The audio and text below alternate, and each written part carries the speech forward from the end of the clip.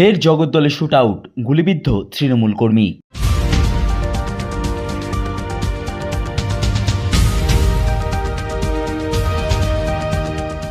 বুধবার রাতে আবার উত্তপ্ত ব্যারাকপুর শিল্পাঞ্চলের একাংশ। জগদ্দলে গুলিবিদ্ধ তৃণমূল কংগ্রেস কর্মী মোহাম্মদ সাদ্দাম। বুধবার রাতে স্থানীয় বাসিন্দারা গুলিবিদ্ধ অবস্থায় তাকে ভাটপাড়া রাজ্য সাধারণ হাসপাতালে নিয়ে এলে সেখান থেকে তাকে কলকাতার হাসপাতালে স্থানান্তরিত করা হয়। ঘটনার খবর পেয়ে ঘটনাস্থলে যায় জগদ্দল থানার পুলিশ। গোটা ঘটনা খতিয়ে দেখা হচ্ছে পুলিশের পক্ষ থেকে।